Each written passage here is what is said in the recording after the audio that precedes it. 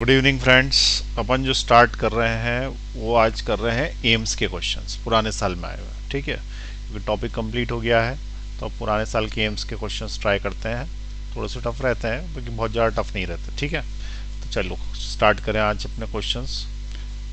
पीछे से स्टार्ट कर रहे हैं। मेरे पास 2017 तक के क्वेश्चन है। 18 और 19 के क्वेश्चन मैं बाद में कभी करा दूंगा, 2 साल के नहीं हैं। तो अभी 2 साल के जो क्वेश्चन हैं वो जैसे ही मुझे मिलेंगे मैं करा दूंगा। देखिए क्वेश्चन नंबर 44 से स्टार्ट कर रहा हूँ। Question number 44।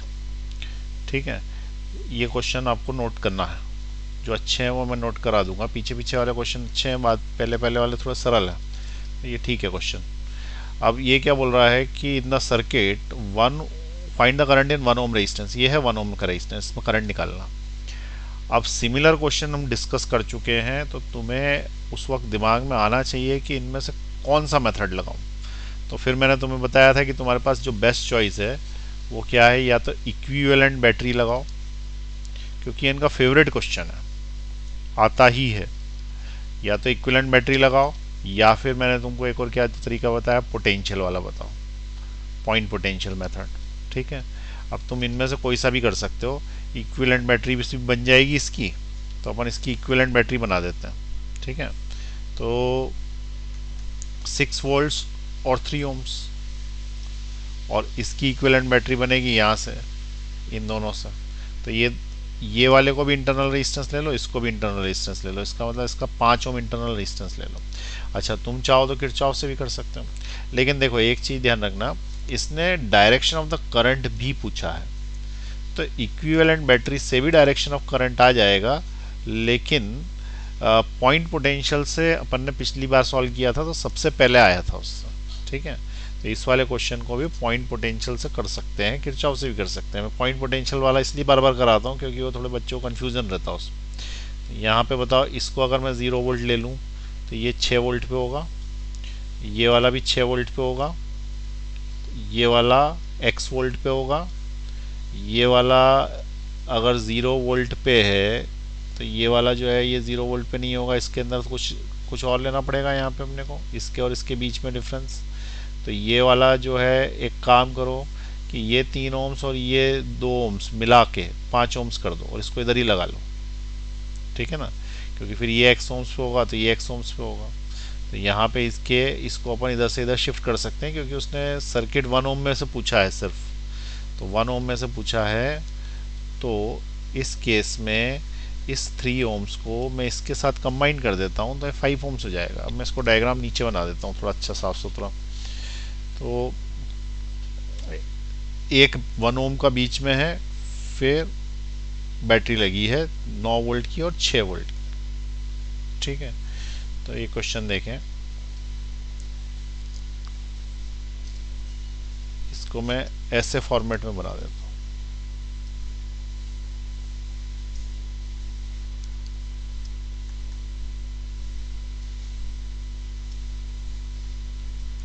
ये बैटरी का मुंह देखना पड़ेगा किस साइड बना हुआ है। ठीक है, ऊपर ही देखना पड़ेगा मेरे को।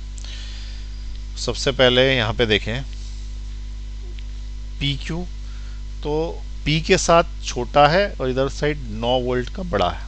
तो पी के साथ छोटा भी है, पी के साथ बड़ा भी है। इसका मतलब यदि मैं इसको पी बनाता हूँ और इसको क्यू बनाता हूँ तो पी के साथ एक बड़ा भी है और एक बार इसके साथ एक छोटा भी है। तो ये छोटा रेजिस्टेंस भी ऊपर से नीचे बना रहे हैं इसलिए समय लग रहा है, नहीं तो वहीं के वहीं सॉल्व कर देते हैं बस। अब ये देख लो कि कौन सा कितने ओम्स का है, और पी के साथ जो निगेटिव कनेक्टेड है वो 6 वोल्ट का, उसके साथ 3 ओम्स है। पी के साथ जो निगेटिव कनेक्टेड है वो 6 वोल्ट्स का है और उसके साथ 3 ओम्स का। और दूसरी जो बैटरी है वो कितने की है, तो दूसरी जो बैटरी है 9 वोल्ट की और उसके साथ 5 ओम्स है। ये दोनों कंबाइन कर दो, 9 वोल्ट, ये 9 वोल्ट की बैटरी है और ये 5 ओम्स। और करंट पूछा उसने पी क्यू के अंदर, और पी क्यू कितने का है, पी क्यू जो है वो है 1 ओम्स का। और ये भी पूछा है किधर से किधर जाएगा, ये 1 ओम्स। ये ऐसा डायग्राम में कन्वर्ट कर लेना वहाँ पे। अब देखो सबसे पहले मान लो कि अगर मैं पोटेंशियल कंसीडर करूँ तो इस पॉइंट का पोटेंशियल अगर मैं ज़ीरो ले लूँ, ठीक है, देखो किसी का भी ले सकता हूँ, इसको अगर मैंने 0 वोल्ट ले लिया तो तुमको ये बात समझ में आ गई होगी कि ये भी 0 वोल्ट पे होगा, तो ये भी 0 वोल्ट पे होगा। अब ये 0 वोल्ट पे होगा तो ये इससे 9 ज़्यादा पे होगा, पक्की बात है, ठीक है। इसका मतलब ये वाला क्या है, 9 ज़्यादा पे है, लेकिन 9 ज़्यादा पे नहीं होगा, ये 0 वोल्ट पे होगा, तो ये और ये के बीच में 9 वोल्ट का डिफरेंस होगा, ठीक है ना। ये 0 पे है तो बीच में रेजिस्टेंस आ गया ना, ये 0 पे है तो बीच में रेजिस्टेंस आ गया। तो यहाँ पे तुम क्या करो कि इसको 0 वोल्ट ले लो, ये 0 वोल्ट और ये 0 वोल्ट। अब बोलो ये 0 है तो ये तीनों हटा दे रहा हूँ मैं, ये 0 वोल्ट है तो इसके बाद तुमको ये पता पड़ गया होगा कि ये इससे 9 कम है, 9 कम है तो ये कितना हो जाएगा, -9 वोल्ट्स। और ये वाला इससे 6 ज़्यादा है पे है तो ये कितने पे हो जाएगा, 6 वोल्ट्स। और इसको मैंने x ले लिया, ये तीनों को x, इधर साइड x लेने में फ़ायदा, ठीक। और हमने ऐसा मान लिया कि ये वाला जो x है ये लीस्ट है, x इज लीस्ट, x यदि लीस्ट है तो सारा करंट हाई टू लो जाता, तो सारा करंट हाई से लो जाने लग गया, हाई से लो जाने लग गया मतलब इस साइड जाने लग गया इसमें करंट, इधर भी ये भी हाई से लो जाने लगा, इसका मतलब इधर जाने लगा। मैं बना इसलिए नहीं रहा हूँ क्योंकि जा किधर रहा हमें पता नहीं है, बाद में बना देंगे। तो अभी फ़िलहाल टेंटेटिव इधर जा रहा है ऐसा मान लिया, ठीक। चलिए आगे बढ़ाएं। अब हमारे पास फॉर्मूला क्या है, summation of I is equal to 0 at the junction, this is a junction या दिस इज जंक्शन, किसी को भी मान लो। तो इसके अंदर जो करंट बहेगा उसको मैं आई मान लूँ, तो इसको मैंने लीस्ट माना है तो ये हाई माइनस लो हो गया, तो 0 - x/1 ओम, ठीक, विच इज़ इक्वल टू ये वाला जो है इसको मैंने x माना है, इसको 9 माना है और इसमें से I2 जा रहा है, तो ये करंट I2 को क्या लिख सकता हूँ मैं, प्लस लगाओ बीच में, प्लस ब्रैकेट फिर प्लस फिर इक्वल टू 0। अब इसको क्या लिख सकता हूँ, high minus low, that is equal to 9 volt, -9 volt high है, -x/5। फिर इसको क्या लिख सकता हूँ मैं, 6 volt -x volt divided by 3, तो it will be 6 volts -x volts divided by 3 ohms, ठीक है। अब इस इक्वेशन को काय से मल्टीप्लाई कर देंगे अपन, 15 से कर देंगे, 15 से इसलिए कर देंगे क्योंकि 3 और 5। अब 15 से मल्टीप्लाई करने से हो जाएगा -15x, हुआ 15 इंटू एक्स -15x। फिर इसको करो तो कितना आएगा, 15 से मल्टीप्लाई करोगे 3 बचेगा ऊपर, तो 3 का इसमें मल्टीप्लाई करो तो 9 इंटू 3 27, -3 का मल्टीप्लाई करो 3x, फिर यहाँ पे 5 का मल्टीप्लाई करो 5 6 30 -5x इज इक्वल टू 0, ठीक।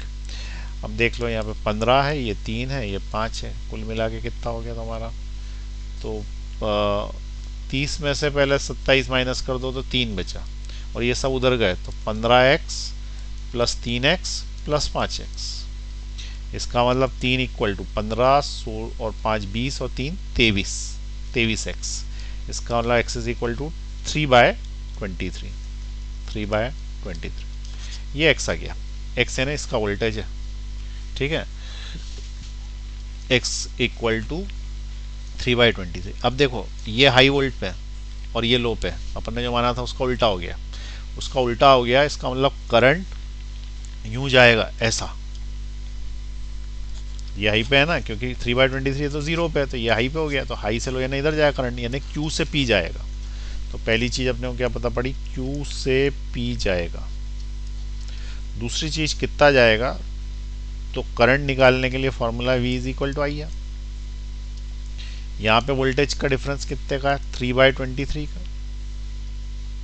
विच इज इक्वल टू करंट निकालना और रेजिस्टेंस कितने का, 1 ओम्स का, तो करंट भी जाएगा 3/23, 3/23 में तुमने पॉइंट डाला 30 आ गया, 23 1 23 बचे 70, तो ये करीब करीब 3 बार जाता है, तो 0.3 एम्पियर का करंट आ रहा है।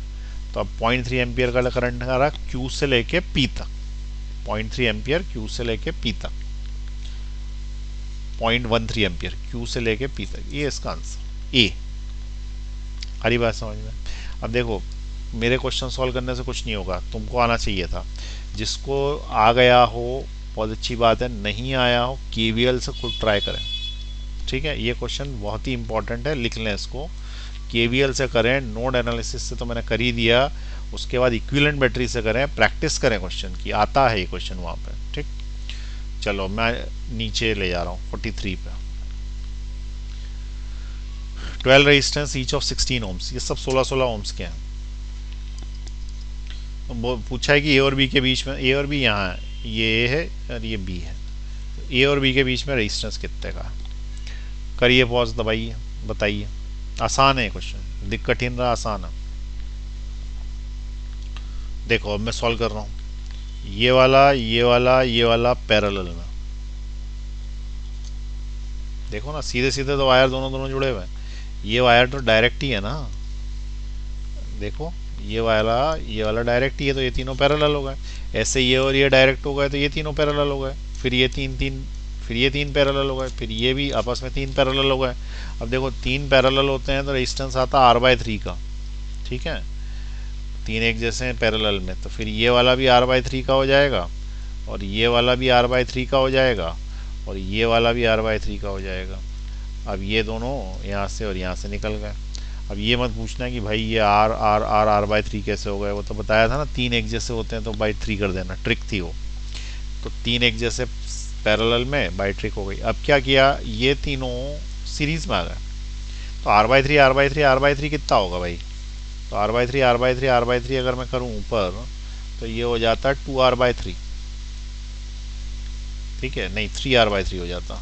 3R/3 का मतलब होता है R, इसका मतलब ये वाली जो लाइन है इसका रेजिस्टेंस R हो गया, और इसके नीचे वाली का रेजिस्टेंस R/3 हो गया। यहाँ तक समझ में आई बात। अब R है कितना अपना 16, ये 16 हो गया, ये 16/3 हो गया। अब क्या करेंगे, फिर से ट्रिक लगाएंगे, ये वाले से ये 3 गुना है ना, 3 गुना, तो बड़ा वाला डिवाइडेड बाय 4, बड़ा वाला डिवाइडेड बाय 4, यानी आंसर आएगा R/4, और 16/4 करोगे तो आंसर आएगा 4 ओम्स। अब तुम बोलोगे बिना ट्रिक के तो तुम सॉल्व कर ही नहीं सकते ना, तो ज़्यादा समय लगेगा तुमको। अब तुम खुद करके देख लो तुमको कितना समय लगा और मैंने कितनी देर में कर दिया। तो ये 4 ओम्स इसका आंसर आएगा, ठीक है। इसका आंसर यहाँ पे दिया होगा कहीं पे 4 ओम्स। क्लियर हुई बात, आगे बढ़ा दें, 42 पे ले लें। क्वेश्चन नंबर 42 काम का नहीं है, क्योंकि ये उसका है मैग्नेटिक इफेक्ट ऑफ करंट का। 2 current carrying conductors reverse the value between them, ऐसा है। ये इस चैप्टर का नहीं है, ये मैग्नेटिक इफेक्ट्स ऑफ करंट का, ठीक है। चलो नेक्स्ट क्वेश्चन देखें 41। A current source drives a current in a coil of resistance R1 for time t. The same source drives the current in another coil for R2 for the same time. The heat generated is same. Find internal resistance of the source. Question पढ़े ध्यान से क्या बोल रहा है। A current source drives a current in a coil of resistance R1 for time t. Current source यानी कि battery drives a current in R1 for time t. The same source drives current in another coil of resistance R2. Same source है, यानी इसका voltage है EMF, अगर इसका E है तो अगली बार भी इसी को यूज़ किया है, और इसका EMF भी E ही आएगा, और उसका टाइम जो है वो T ही लिया है। Find internal resistance if heat is generated is same. अगर हीट जनरेटेड सेम है तो इंटरनल रेजिस्टेंस, इसका मतलब सेल में इंटरनल रेजिस्टेंस है, तो ये इंटरनल रेजिस्टेंस स्मॉल r मान लो, इसका इंटरनल रेजिस्टेंस स्मॉल r मान लो। वो बोलता है कि जितनी हीट इसमें है उतनी हीट अगर इसमें है, तो उस केस में बताएं कि what is the internal resistance of the cell. इन 4 में से कौन सा ऑप्शन, ठीक है। अच्छा क्वेश्चन है, थोड़ा समय लगेगा करने में, नीचे करता हूँ मैं उसको। पहला वाला केस में क्या होता है, रेजिस्टेंस लगा है R1, बैटरी लगी है जिसका EMF है E1। E1 क्यों ले, बैटरी तो E है। फिर उसके बाद रेजिस्टेंस यहाँ पे जो लगा है इंटरनल रेजिस्टेंस R, ठीक है। ये R दोनों में सेम ही है ना, ये बैटरी तो सेम ही होगी, तो ये भी R ही है, ये भी R है, दोनों R ले लिया मैंने। अब नीचे वाला क्वेश्चन को देखो, नीचे वाले फिगर में देखो, ये लगाया मैंने R2, इसका EMF क्या है, ये E है और ये R, सेम सेल है। सेम यदि सेल है तो इस केस में और इस केस में क्या करोगे, करंट निकालो। Current is equal to E upon R plus R होता है, R1 प्लस आर पहले केस में करंट। दूसरे केस में करंट निकालोगे E upon R2 plus are, ये दूसरे केस में करंट। पहले केस में हीट निकालोगे H equal to I square R T होता, दूसरे केस में heat H equal to I square R T होता। तो इसके अंदर हीट फर्स्ट केस में जो निकालोगे वो आई स्क्वायर है ना इसका square, that will be E square upon R1 plus R का whole square into resistance R1, कि इसी में तो हीट बनेगी और तो कहाँ बनेगी heat, into time t, this is first. Second वाले में हीट निकालोगे तो आई स्क्वायर है ना इसका square, that will be E square upon R2 plus R का whole square into R2 into t, ये दूसरा हो गया। वो ये बोलता है कि हीट दोनों ही केसेस में सेम है, फर्स्ट और सेकंड दोनों केसेस में सेम है, तो हीट को बराबर कर दोगे। ठीक, कितना बोरिंग होता है न्यूमेरिकल करना किसी किसी लोगों के लिए। बस थ्योरी पढ़ा दो, सत्यनारायण की कथा सुन लेंगे और प्रसाद लेके चले जाएंगे। जो मेन काम है न्यूमेरिकल जो आते हैं वो करेंगे ही नहीं। अब ये आ गए ना इसमें से कठिन कठिन क्वेश्चन, तो क्या करोगे, न्यूमेरिकल की प्रैक्टिस करो भाई। चलो ये दोनों की हीट मैंने बराबर कर दी, ठीक है ना, ये हीट 1 हीट 2 के बराबर कर दी। अब देखो क्या क्या कैंसिल आउट हो रहा है, ई स्क्वायर कैंसिल आउट हो रहा है, स्क्वायर के ऊपर स्क्वायर कैसे हो गया, एक ही स्क्वायर है भाई, ये कैंसिल आउट कर दिया मैंने, टाइम भी कैंसिल आउट कर दिया, टाइम सेम है। अब मेरे पास क्या बचा, R1 upon R1 plus R का whole square which is equal to R2 upon R2 plus R का होल स्क्वायर। ये स्क्वायर यहाँ लगा हुआ, इसलिए ये स्क्वायर यहाँ लगते हुए इसके ऊपर भी लगेगा, इसके ऊपर भी लगेगा, फिर ये कैंसिल आउट तो होंगे क्योंकि दोनों एक जैसे ही हैं, तो ये वाला भी स्क्वायर में ही आएगा। ये ऐसा हो गया। चलो आगे बढ़ाएं, इसको सॉल्व करना। ये हो गया R1, क्रॉस मल्टीप्लाई करो, इसको उधर ले जाओ, ठीक है, that will be R2 plus R whole square which is equal to R2 into R1 plus R whole square. इसको उठा के इधर ले जाओ, स्क्वायरिंग करो, R1 a square plus b square plus 2ab which is equal to R2 a square plus b square plus 2ab। ठीक, multiply कर दो अंदर, तो R1 R2 square plus R1 R square plus 2R1 R2 R equal to R2 R1 square plus R2 R square plus 2R1 R2 R। आ रहा है समझ में, ये सब परीक्षा में करना है वहाँ पे फटाफट। और इसमें कुछ कैंसिल हो रहा है क्या, 2R1 तो कैंसिल हो ही जाएंगे, तो ये वाला जो है इससे तो कैंसिल हो ही रहा। ठीक, अब ये बचा R1 का स्क्वायर और एक ही बचा R2 का स्क्वायर। ये दोनों एक तरफ ले लो, इस साइड ले लो, तो ये बन जाता है अपना R1 R2 square minus R2 R1 square which is equal to, अब ये बचा है किधर और एक ये बचा, राइट हैंड पे ले लो, तो R2 R square minus R1 R square. इन दोनों में से R1 R2 कॉमन,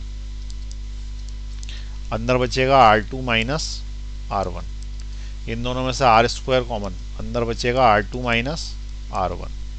ये वाला इससे कैंसिल आउट, तो R square is equal to R1 R2 आ गया। इसका मतलब इंटरनल रेजिस्टेंस आ गया under root of R1 R2। Answer तो आ गया, और भाई साहब आप लोगों को ये वहाँ पे 1 मिनट में करना है तो ही एम्स निकलेगी या नीट। ठीक है, ये इतना लंबा क्वेश्चन है, फटाफट आना चाहिए था। ठीक है, डायग्राम ना भी बनाओगे तो भी थोड़ा समय बचेगा, यहाँ तक कैलकुलेशन करना है। ठीक है, अब मैं इसको बोलूँगा तो पॉज दबा दो, तो इसको नोट कर लेना। चलिए पॉज दबाइए, ऊपर ले रहा हूँ, चलिए पॉज दबाइए।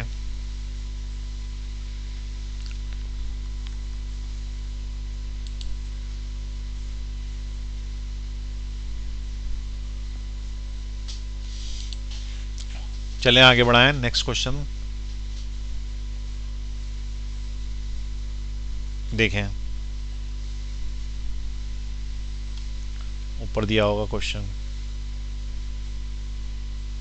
तो इसका ये आंसर हो जाएगा डी वाला।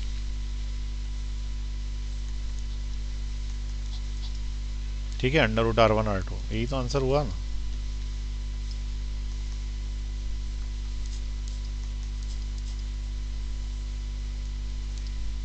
चलिए नेक्स्ट क्वेश्चन देखें ऊपर, पोटेंशियोमीटर। ठीक है, ए पोटेंशियोमीटर वायर 10 मीटर लंबा, याद रखना डेटा नीचे सॉल्व करूंगा मैं। 10 मीटर का वायर है जिसका रेजिस्टेंस 40 ओम्स।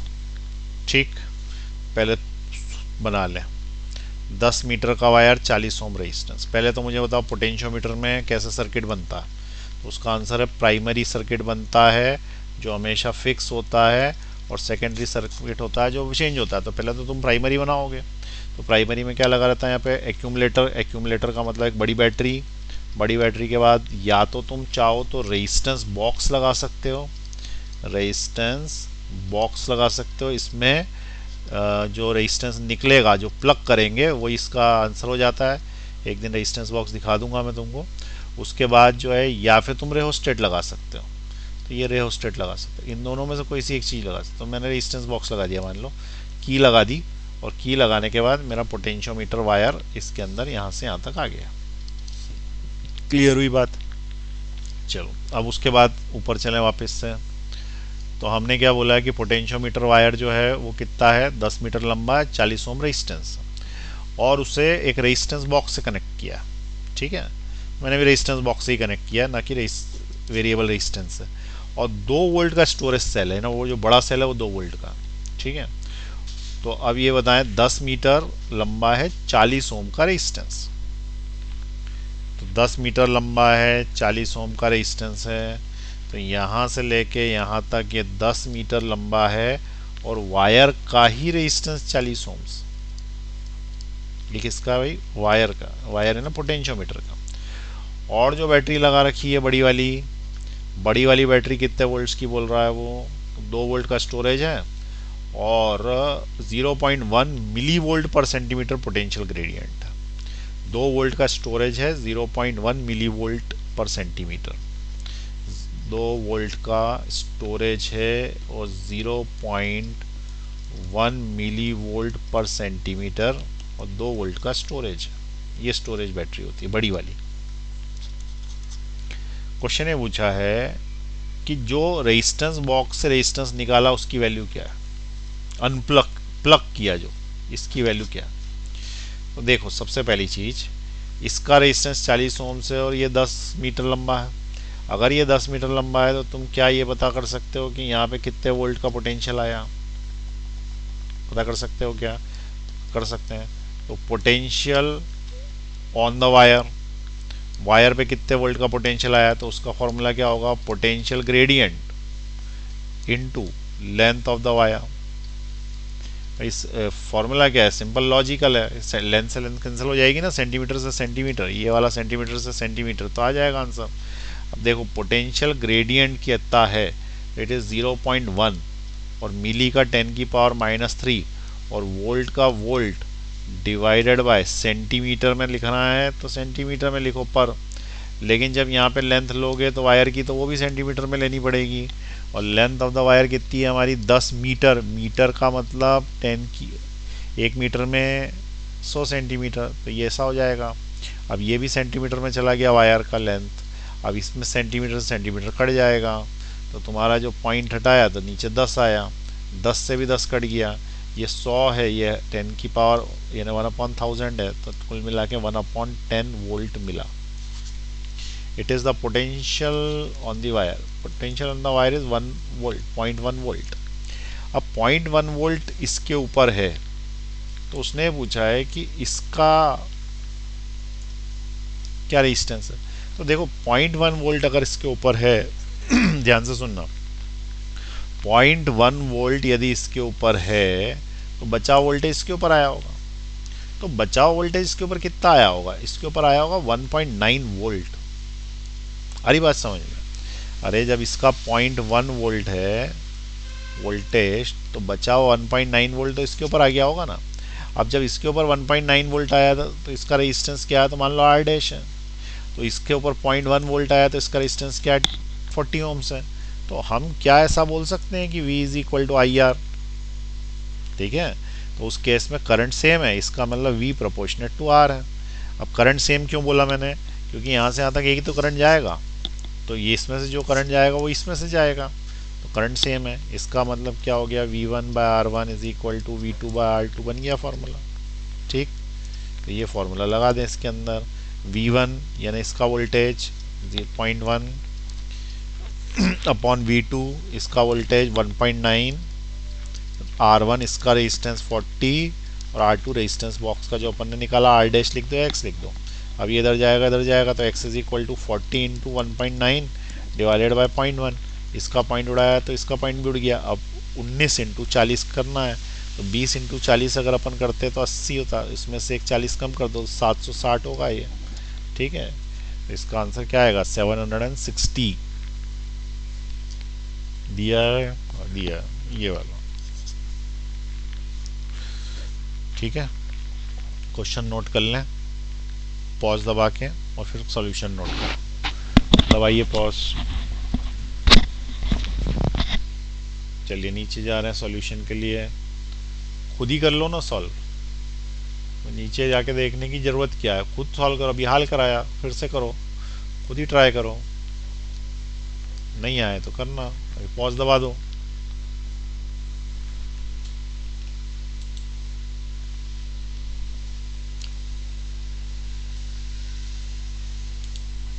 ठीक, चलिए नेक्स्ट क्वेश्चन पे चलें। कर लिया ना नोट, चलो फटाफट ऊपर चलें। ये ऊपर नीचे करने में थोड़ा समय ख़राब हो रहा है, अगली बार साइड में करेंगे। ये बढ़िया क्वेश्चन है, तुम करो। The equivalent resistance between A and B is, A और बी के बीच में इक्विवेलेंट रेजिस्टेंस निकालना। कर पाओगे, चलो ट्राई करो। मैं तो यहीं कर देता हूँ, चलो कर रहे हो। देखो ये पॉइंट ए है तो ये पॉइंट भी ए होगा, ये पॉइंट बी है तो ये पॉइंट भी बी होगा। ये वाले पॉइंट का नाम कुछ और देना पड़ेगा सी, ठीक है। अब देखें क्या तुम्हें ये दोनों सीरीज में दिख रहा है, तो ये दोनों तो आर आर टू आर कर ही लो पहले ही। भाई आर और आर जब सीरीज में दिख ही रहे हैं तो ये तो 2R के बराबर है। अब फिर से ड्रॉ करता हूँ मैं, ठीक है, फिर से ड्रॉ करता हूँ। देखो ये बनाया मैंने बीच का रेजिस्टेंस जिसको मैंने R बोल दिया, इससे यूं करके इधर साइड गया, इसको मैंने 2R बोल दिया। उसके बाद ये तो A है, दिख रहा है ना, ये वाला जो है ये तो A है, और ये वाला जो पॉइंट है C है, तो इसका नाम मैंने C दे दिया, ये पॉइंट C है। अब C और B के बीच में यहाँ B है, ठीक है ना, इसको बोल दिया B है। अब B से A कनेक्टेड है, इसका मतलब ये एक रेजिस्टेंस यूं कनेक्टेड है, और B से C भी कनेक्टेड है, इसका मतलब एक रेजिस्टेंस यूं कनेक्टेड है। और हमको A और B के बीच में निकालना है, यानी इन दोनों के बीच निकालना है, और यहाँ ऐसा कुछ भी नहीं है, ठीक है।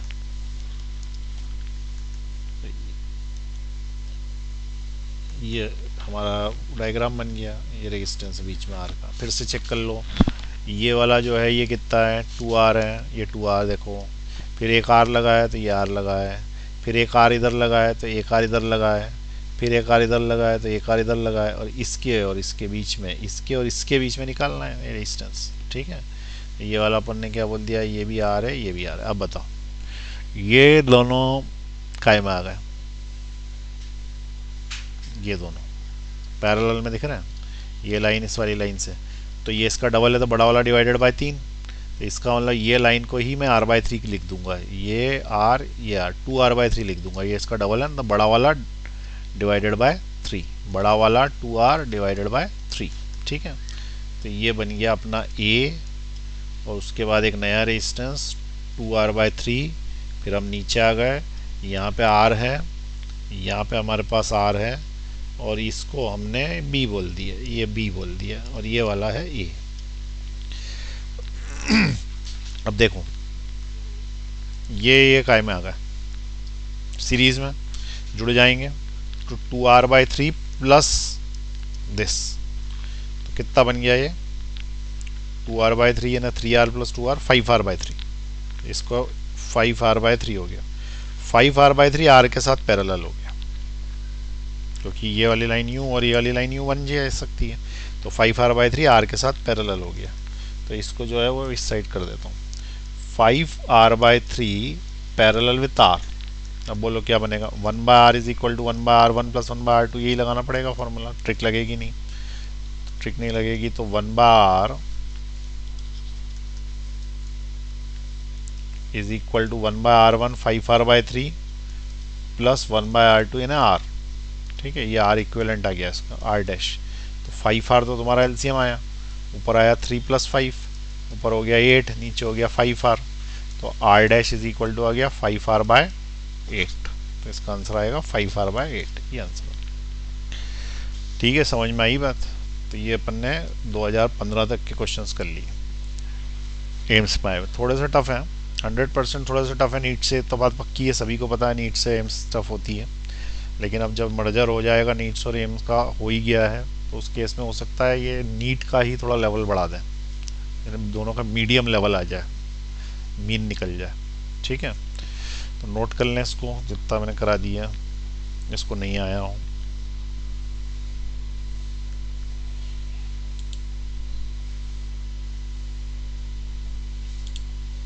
नेक्स्ट पेज पे चलेंगे अब।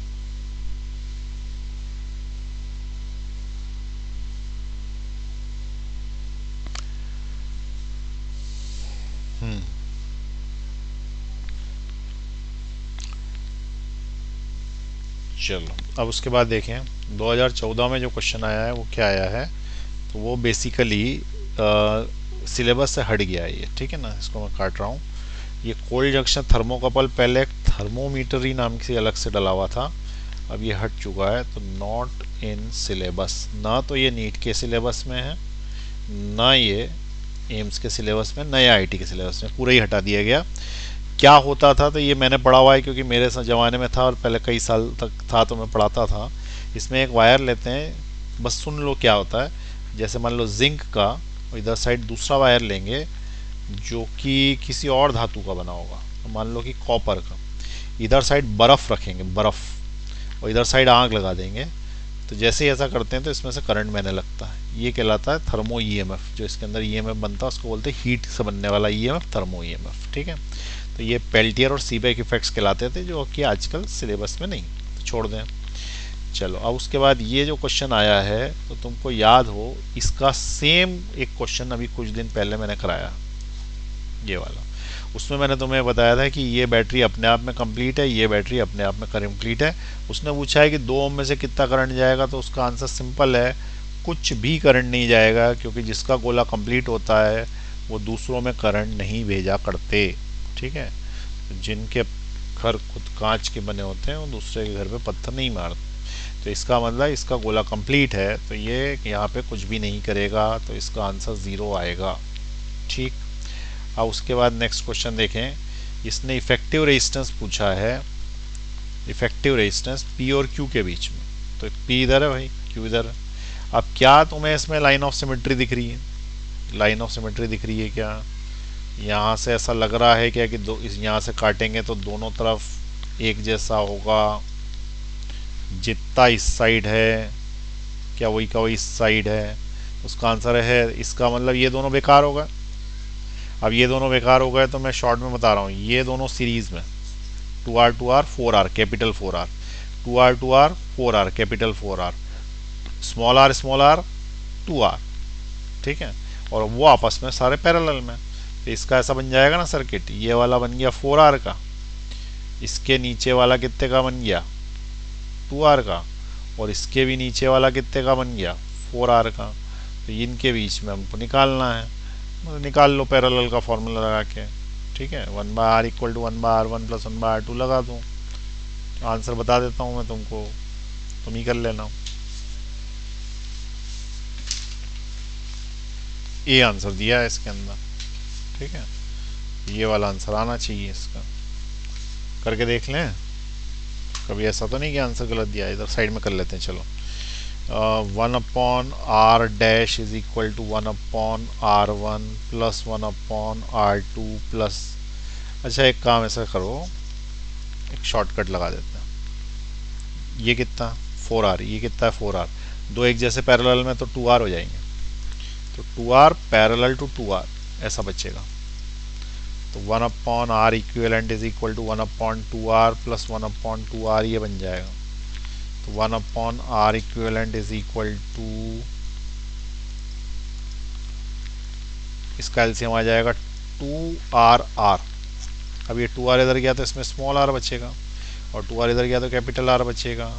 इसको पलटा दो तो r dash will be 2r upon r plus r, ये आंसर आ रहा है इसका 2r upon r plus r। ठीक, ये आंसर सही है क्योंकि इससे मैच करो। ठीक है, यहाँ तक आ गए। अब देखो, अब कुछ क्वेश्चन मैं तुमको होमवर्क ही दे देता हूँ, ज़्यादा नहीं। ठीक है, एक तो ये वाला 35 वाला कर लें होमवर्क। पहले तो ये पॉज का बटन दबा के ये दोनों लिख लें। ठीक है, ये होमवर्क है, खुद ही कर लेना। 35 का आंसर सी है, आंसर ही बताते जा रहा हूँ मैं। पॉज दबाएं, सॉल्व करें। चलो उसके ऊपर वाला भी एक तुम करो ट्राई। ये 2012 में आया था।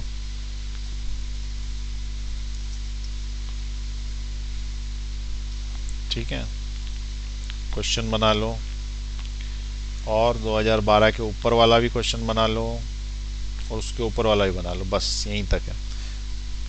तो क्वेश्चन नंबर 33 का आंसर मैं बता देता हूँ, बी आया है। ठीक है, ये इसका आंसर है। क्वेश्चन नंबर 32 का आंसर भी बी है। पॉज दबा के देख लें और ये वाला क्वेश्चन सॉल्व करें। चलिए मैं ऊपर 34 का आंसर बता देता हूँ। 34 का आंसर डी है, ऑप्शन उसके ऊपर है। 34 का आंसर डी, क्योंकि इसमें दो सर्किट्स हैं, आधा इधर से सर्किट बनेगा, आधा इधर से बनेगा। तो यहाँ पे भी पॉज दबा लें। अच्छा, अब एक ही पेज रह गया है तो वो भी निपटा लें, दो तीन ही क्वेश्चन रह गए हैं। तो 31 भी आप होमवर्क मान लें, ये तीन क्वेश्चंस भी कर लें क्योंकि अब सरल हैं, हो जाने चाहिए। तो 31 का आंसर सी है, ये सी हो गया। 30 लगा लें, 30 का आंसर डी है। फिर उसके बाद 29 लगा लें, 29 का आंसर बी है। ठीक है, तो 2011 से लेके 2018 तक के 7 साल के क्वेश्चंस कर लिए अपन, बस काफ़ी हैं। पीछे वाले करे तो करे, नहीं करे तो वो सरल होते जाएंगे, इसलिए उसको नहीं कर रहा। इसमें कोई डाउट्स हो तो पूछ लेना मुझसे। चलो मैं बोलूँगा पॉज, उसके बाद फिर मैं नीचे कर दूंगा, एक बार और पॉज करेंगे।